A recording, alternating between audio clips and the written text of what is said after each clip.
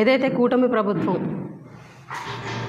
విద్యుత్ ఛార్జీలు ఏవైతే పెంచి సామాన్య ప్రజల మీద మోపినటువంటి భారం ఏదైతే ఉందో దానిని నిరసిస్తూ ఈరోజు ప్రభుత్వాన్ని ప్రశ్నించే దానిలో భాగంగా ఈరోజు ప్రెస్ మీట్ పెట్టడం జరిగింది. చంద్రబాబు నాయుడు గారు ఎలక్షన్కి ముందు ఒక నినాదాన్ని ప్రజల్లోకి తీసుకెళ్ళడం జరిగింది. అది ప్రతి ఒక్కరికి కూడా తెలుసు. బాబు ష్యూరిటీ భవిష్యత్తుకి గ్యారంటీ అనే ఒక నినాదాన్ని ప్రజల్లోకి తీసుకెళ్ళి ఆచరణ సాధ్యం కానటువంటి హామీలు ఎన్నో ఇచ్చి ఈరోజు అధికారంలోకి వచ్చిన తర్వాత ఆ బాబు ష్యూరిటీ భవిష్యత్తుకి గ్యారంటీ కాస్త బాబు ష్యూరిటీ బాదుడు గ్యారంటీ అన్న చందంగా ఈరోజు కూటమి ప్రభుత్వం ముందుకు వెళ్తుంది అనడంలో ఎటువంటి అతిశయోక్తి లేదు.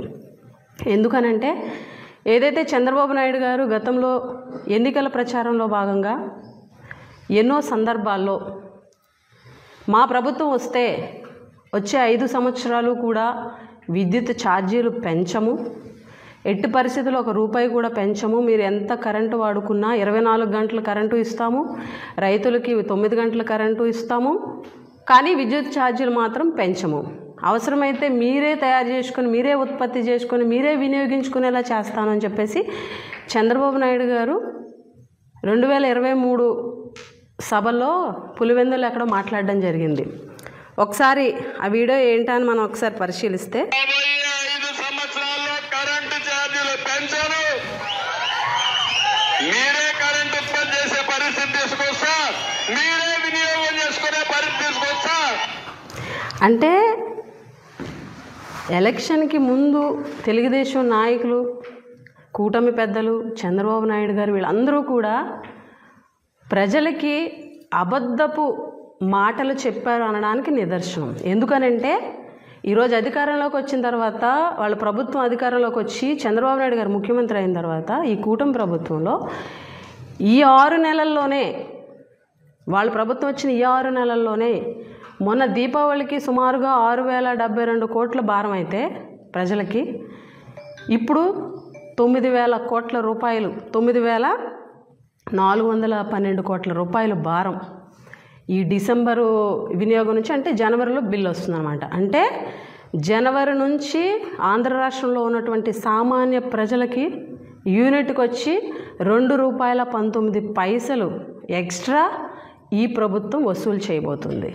అంటే ఇచ్చిన మాట తప్పారు, మీరు చెప్పింది మోసమని కూడా ఈరోజు ప్రజలకు అర్థమయ్యే విధంగా మీ చర్యలు ఉన్నాయని చెప్పేసి ఈ సందర్భంగా తెలియజేస్తున్నాం. అంటే 6,072 కోట్లు, అలాగే ఈ 9,400 కోట్లు వెరసి 15,485 కోట్లు రూపాయలు భారం ఆంధ్ర రాష్ట్ర ప్రజలకి.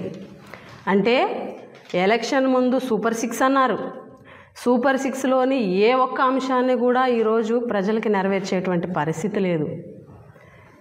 తెలుగుదేశం నాయకులు ఎలక్షన్కి ముందు సంక్రాంతి కానుక, క్రిస్మస్ కానుక, రంజాన్ కానుక ఇవన్నీ ఇస్తామని చెప్పారు. ఈరోజు క్రిస్మస్ కానుక, సంక్రాంతి కానుక ఏంటి అని చూస్తే ప్రజలకి విద్యుత్ ఛార్జీల భారం యూనిట్కి ₹2.19 ఈరోజు అదనంగా కట్టేటువంటి పరిస్థితి. ఇదేనా మీరు ఇచ్చినటువంటి భవిష్యత్తు గ్యారంటీ అని ఆ రోజు చెప్పింది? బాదుడే బాదుడు అని చెప్పేసి ఊరూరు తిరిగారు తెలుగుదేశం నాయకులు అందరూ కూడా, బాదుడే బాదుడు బాదుడే బాదుడు. ఈరోజు కూటమి ప్రభుత్వంలో కరెంటు ఛార్జీలు బాదుడే బాదుడు, అలాగే నిత్యావసర వస్తువులు పప్పులు, అదేవిధంగా ఆయిల్ రేట్స్, ఇసుక రేట్లు, మద్యం రేట్లు, ఈరోజు కరెంటు ఛార్జీలు బాదుడే బాదుడు. ఎలక్షన్ ముందు ఎన్ని హామీలు ఇచ్చారు? తల్లికి వందనం అన్నారు. ఏది తల్లికి వందనం? ఈరోజు మీరు బడ్జెట్లో పెట్టింది ఎంత? ఏదైనానంటే రూట్ మ్యాప్ వేసి వచ్చే సంవత్సరం ఇస్తామని చెప్పేసి చెప్పడం. మహిళలకి స్త్రీ శక్తి, మహిళలకు అండగా ఉంటుంది మా ప్రభుత్వం అని చెప్పారు. ఈరోజు ఈ 6 నెలల్లో ₹1 అయినా సరే మహిళల కోసం ఈ ప్రభుత్వం ఖర్చు పెట్టిందా? అదేవిధంగా గ్యాస్ సిలిండర్ అని చెప్పి అదో పెద్ద మోసం. సంవత్సరానికి 3 సిలిండర్లని మార్చి 31కి ఒక సిలిండర్ ఇచ్చేటువంటి కార్యక్రమం, అది పెద్ద మోసం. ఉచిత బస్సు అన్నారు, ఉచిత బస్సు అసలు అడ్రస్సే లేదు. 50 ఏళ్ళకి పెన్షన్ అన్నారు, అది అడ్రస్ లేదు. బీసీలకి 50 ఏళ్ళకి పెన్షన్ అన్నారు, ఎక్కడ ఊసు కూడా లేదు.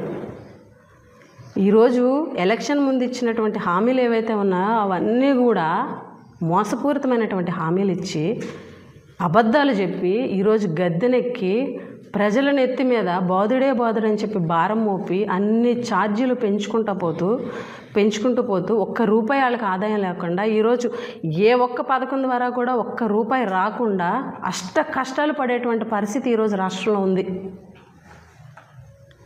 ఈరోజు ప్రజలు ఎన్ని ఇబ్బందులు పడుతున్నారంటే, గతంలో జగన్మోహన్ రెడ్డి గారి ప్రభుత్వంలో ప్రతి 2 నెలలకి ఏదో ఒక పథకం రావడం వల్ల ఇంట్లో ఉన్నటువంటి మహిళలు, ఇంట్లో ఉన్నటువంటి ఖర్చులు కానీ, ఇంట్లో ఉన్నటువంటి పరిస్థితులను చక్కదిద్దుకునేటువంటి పరిస్థితి ఉండేది.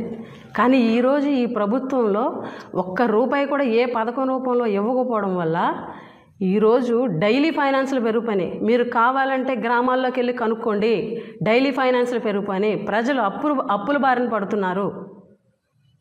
ఈ ప్రభుత్వం వస్తే అతివృష్టి లేకపోతే అనావృష్టి అన్నట్టుగా మొన్నటి వరకు వర్షాలు లేవు, ఇప్పుడేమో పంట చేతికి వచ్చే టైంకి వర్షాలు. అంటే అన్ని రకాలుగా కూడా ఈ ప్రభుత్వంలో ప్రజలు నష్టపోయేటువంటి పరిస్థితి, అప్పుల బారిన పడేటువంటి పరిస్థితి, ఒక్క పథకం కూడా ఈ ప్రభుత్వం ఇవ్వలేనటువంటి పరిస్థితి, పచ్చి అబద్ధాలాడి ఈరోజు అధికారంలోకి వచ్చినటువంటి పరిస్థితి కళ్ళ ముందు కనిపిస్తుంది. ఈరోజు పెరిగిన రేట్లు చూస్తుంటే రాష్ట్ర చరిత్రలోనే 5 నెలల్లో 15,480 కోట్ల భారం మోపినటువంటి ముఖ్యమంత్రి ఎవరు అని అంటే చంద్రబాబు నాయుడు గారు మాత్రమే. ఆ చరిత్ర చంద్రబాబు నాయుడు గారికి మాత్రమే దక్కుద్ది. మీరు చెప్పినటువంటి మాటకి ఈరోజు మీరు చేసేటువంటి చేతలకి ఎటువంటి సంబంధం లేదు.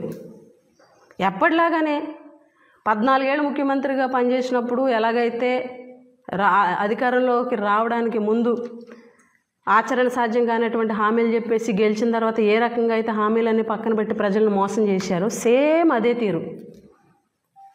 చంద్రబాబు నాయుడు గారు మారారేమో, పథకాలు ఇస్తారేమో అని ప్రజలు ఆశపడి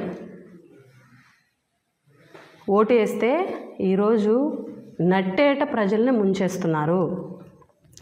జగన్మోహన్ రెడ్డి గారు 5 సంవత్సరాల్లో 2,72,000 కోట్ల రూపాయలు డీబీటీ ద్వారా నేరుగా ప్రజల ఖాతాల్లోనే రూపాయి లంచం లేకుండా వేశారు. ఈరోజు ₹1 కూడా మీ ప్రభుత్వం నుంచి ఒక్క పథకం రూపంలో కూడా ప్రజలకు ₹1 కూడా అందలేదు. అంటే రాష్ట్రంలో పరిస్థితి ఎలాగుందంటే, అంటే చిన్న సామెత, పెద్దవాళ్ళు చెప్పినటువంటి సామెత, కొసర కోసం కొట్టుకెళ్తే అసలుకే ఎసరు వచ్చిందట. అలా ఉంది ఈ రాష్ట్రంలో ఉన్నటువంటి కూటమి ప్రభుత్వం యొక్క తీరు. రాష్ట్ర ప్రజలు జగన్మోహన్ రెడ్డి గారి కన్నా కొంచెం ఎక్కువ పథకాల రూపంలో వస్తుందని ఆశపడి ఓటేస్తే ఈరోజు వాళ్ళ ఆశ నిరాశగా మిగిలిపోయింది. ఈరోజు ఏదైతే విద్యుత్ ఛార్జీలు పెంచి పైగా ఏమంటున్నారంటే జగన్మోహన్ రెడ్డి గారు చేసినటువంటి అప్పుల వల్ల, జగన్మోహన్ రెడ్డి గారు చేసినటువంటి విద్యుత్ ఒప్పందాల వల్ల అని మాట్లాడుతూ గత 5 రోజులుగా, అంటే వారం రోజులుగా ఏదైతే ఎల్లో మీడియాలో ఈ సెకీకి జరిగినటువంటి ఒప్పందాల గురించి, విద్యుత్ ఒప్పందాల గురించి ఇష్టం వచ్చినటువంటి రాతలు రాస్తూ పైశాచిక ఆనందం పొందుతున్నారు. అంటే ఈ ఒక్కటే కాదు, గెలిచిన దగ్గర నుంచి ప్రతీ నెల ఏదో ఒక అబద్ధం చెబుతూ, ప్రతీ నెల ఏదో ఒక అభాండం జగన్ గారి మీద వేస్తూ, డైవర్షన్ పాలిటిక్స్ చేస్తూ కాలం గడిపేస్తున్నారు. ఎంతసేపు జగన్ గారి మీద పడి ఏడవడం తప్ప ప్రజలకి ఏం చేశారంటే ఆన్సర్ ఉండదు. సరే, మీరు అన్నట్టుగా విద్యుత్ ఒప్పందాల గురించి మాట్లాడుకుందాం.